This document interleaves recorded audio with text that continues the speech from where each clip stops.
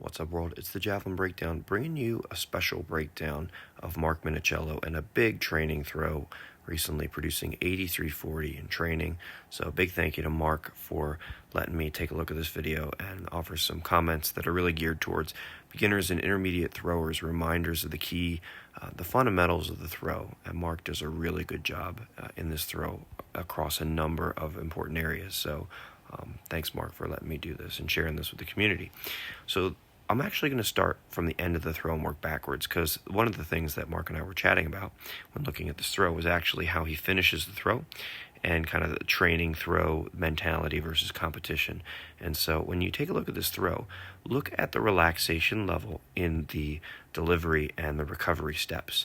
And so if you have seen Marc throw, whether in video or in person, and I had the chance to see him throwing in person at JavFest in 2022, one of the things about Marc's throw was that he was stopping typically in one step. And so, upon, block and delivery, right leg coming over the throw, he was stopping with one step.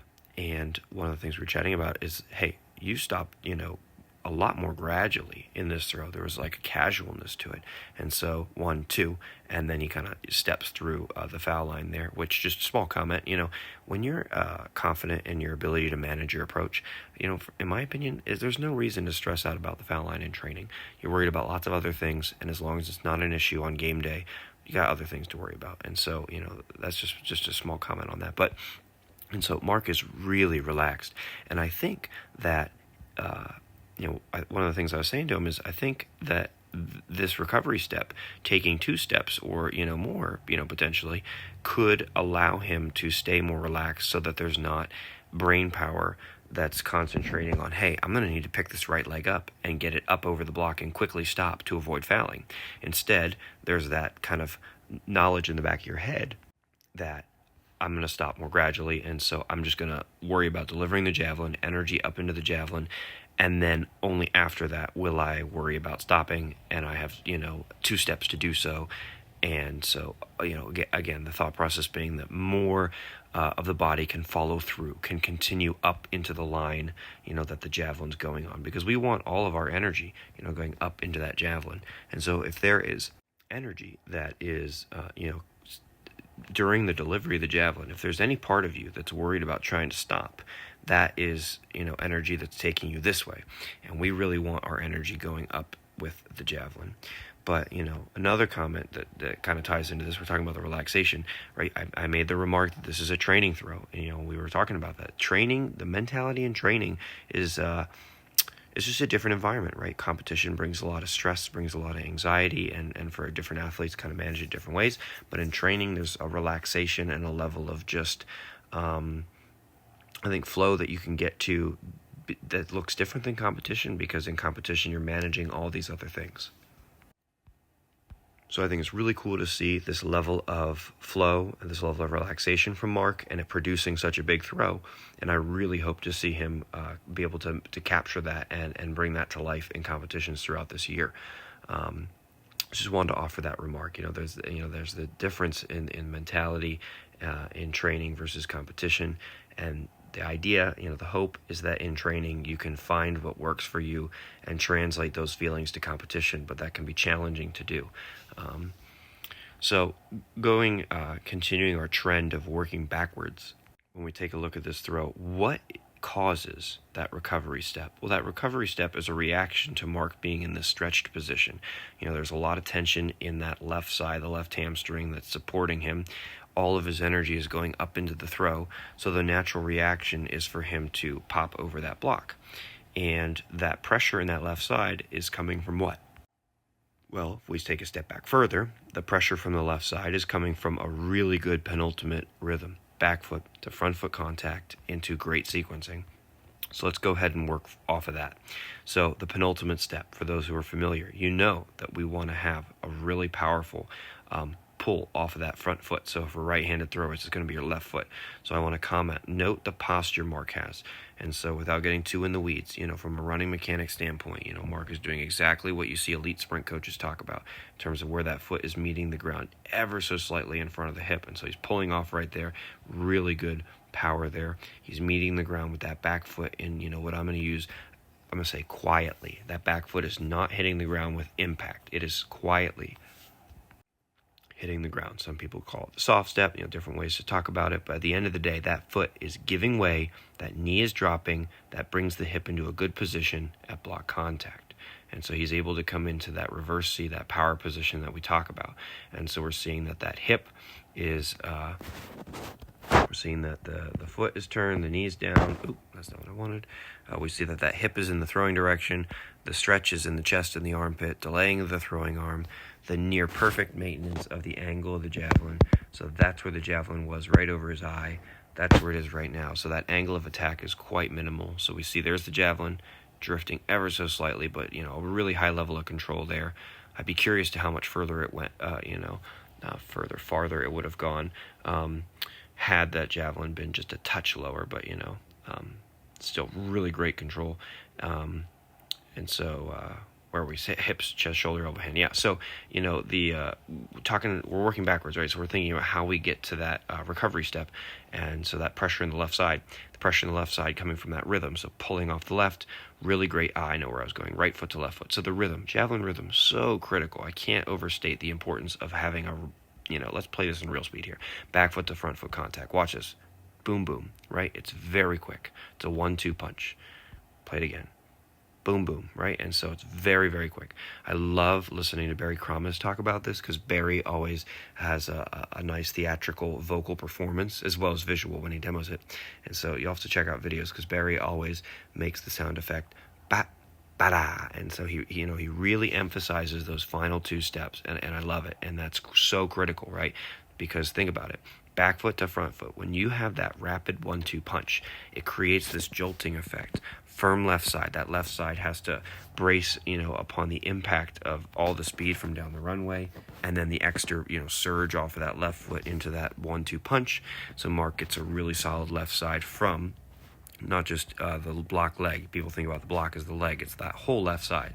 So now he has this really solid anchor to work off of. So the left side holds, and the right side transfers energy up the chain. So that right hip meets the throw, then the chest, then the shoulder, then the elbow, then the hand, in sequence. And note that right side is moving, and that left side is supporting. So, if I draw a line from Marc's foot to his hip, you can see that there's the movement of that lower body is quite minimal, right? So the hips are really supporting. Once the hips lock into position, they stay right there. There's no going anywhere till after the throw. So the foundation of the house, so to speak, with those legs is there. And that support allows the energy to transfer up the chain. I like to say that the throw happens from the ground up. And so Marc really makes that happen, starting with the foot and knee drop, then the hip, then the chest, then shoulder, and the elbow and the hand. So energy all up into the javelin. That creates this position where his body is so committed, his body is so set in going this way, that the only thing left to do is then respond by getting over that block to stop. And by stopping, again, like I said, by Marc stopping with 2 steps, you can see that there's a relaxation there. There's a level of looseness that I think would be difficult to get to if you were concentrating on quickly stopping with one big step with the right foot. So just, an interesting thing to think about. So if we work a step back further, what sets Marc up to be able to create such a great penultimate? Well, a really smooth approach, strong crossovers. So if we step back, his crossovers, what do they look like? So mechanically, his crossovers, just like the penultimate, we're seeing him do a tremendous job pulling off that left foot in a really good position posture-wise. Javelin carry is immaculate, counterbalancing with that arm, so just like running, when the right leg is driven forward, the left arm has come across. When the left leg is driven forward, the left arm is long and in the throwing direction. And so great running mechanics, great control of the javelin. And I want to note that the way that I believe you develop this in this carry is great consistency in your javelin running work where you are not throwing. I repeat, not throwing. You need to spend time on the runway and, in the grass, in the field, whatever you got going on, doing approach work where there is no throwing. Think about it like this. If you're a beginner driver, driving on the highway is kind of scary compared to driving in your neighborhood. If you're a true first-time driver, you've literally never been in a car before, driving 25 miles an hour feels very different than driving 75 miles an hour. So you have to train to get comfortable at these higher speeds and develop consistency in your technique and your run, so that when you do end up on the runway, you can be concentrating on what's happening right here and not right here. Because guess what? It takes a whole lot of energy to do this. But if you can get really good at it, then suddenly the mental energy to do this diminishes significantly. And I guarantee, that all the elite throwers, they're on autopilot in the approach, especially at the end of their season. There is a level of trainedness that they just execute in that run up, and there's not a whole lot they need to do to make that happen, because it is just automatic, and they are cruise control, very comfortable. This is not a strain. This is not uncomfortable. But that's because Marc has done so many reps. And so the elite throwers make it look so easy, but there's a level of consistency and repetitions done. So in the approach work, you've got to drill so that you can move like this, so you can pull off your front foot and push off your back foot in a rhythmic capacity. Good positions, good posture to set you up for that penultimate. Because if you're running all squirrely through here, how are you supposed to pull off and hit good positions at the front of the runway? Something to think about. Now, how does he get into his crossovers? Let's take a look at that. So if we zoom in here, I'm really impressed with what Marc does here. So let's take a look. So the first step in his crossover is actually right here, in my opinion. So he starts his first crossover right here. He does 3 total. So watch this. Left foot, drawback, done. He's done with his drawback in less than 1 step. Let's take a look at that again. Let's go back. Step, withdraw, complete. The value in this is now Marc can concentrate fully on the right leg and then that next left leg, and the drawback's done. There's not mental energy and physical energy being allocated to the withdrawal. I'll play through it again. So he's starting to draw back, left foot, and he's done, right foot, left foot. That's just exceptional. Now, for me, I can't do it that quick, but I do get it done before the next left foot contact. And I encourage everyone else to consider at least trying to be this quick. So imagine left foot, right foot, and then you're done somewhere around here, so that you can fully commit to that left foot contact and be done with the withdrawal. So again, that's going to free you up to really concentrate on that left foot, that front foot, which I believe is the driver of the crossovers. The right foot, the back foot supports, but I believe that front foot really leads the way. But another comment on that withdrawal, notice how smooth it is. The drawback does not, make noise. It's quiet, just like the right foot at the front of the runway. And so that withdrawal is smooth, it's efficient, it's quiet. And so you want to let that javelin just drift into position, lock it in, and then it's just set, it's set there. And so again, that takes reps and reps and reps and reps to be able to do. But when you get to the point where you can do it like this, and there's not a level of extra physical and mental effort, again, more effort can be saved for the front of the one way. You want to be efficient in your approach. So final comment, we will look at how he starts his approach, and so Marc's got a bit of a drive phase. So if we actually look at the start of his approach, he's upright. And then as he begins his approach, if we count that first left foot contact right here, kind of as that initial push off, he is in a bit of an angled position, kind of like a drive phase of a sprinter coming out of their blocks. Which, when you think about it, makes sense, because it's pretty difficult to start from a vertical position. So a lot of throwers either walk or bounce or, they do something to help themselves get started, because starting from a dead stop in an upright position is very difficult to do. It just doesn't work. And so Marc actually kind of lets himself fall a bit, have a lean, and it drives forward. And so I love that, and a really clean acceleration there. So 1, 2, 3, 4, 1, 2, 3.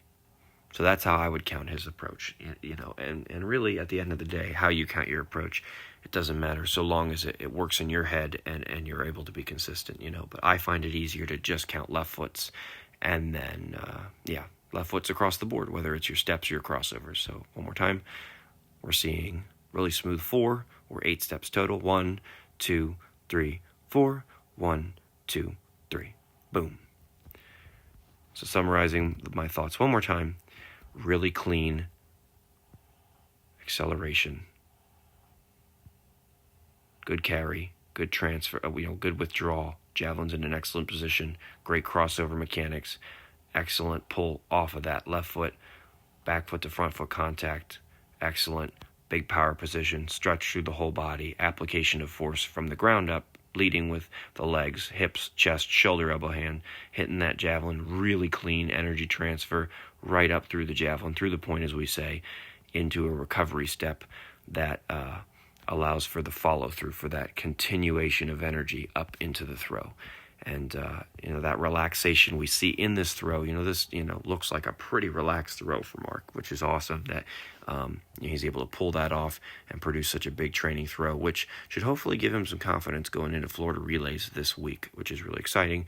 And just kind of commenting one more time, this is a training throw, right? So that difference in the environment between competition and practice is important to acknowledge, and as the thrower work to bridge the gap between those worlds. And so even though training, the environment's different, and mentally you're in a different headspace because of what's going on in practice versus the competition, it's really important to try to bridge that gap and create those feelings in training and then replicate them in competition and figure out what works for you.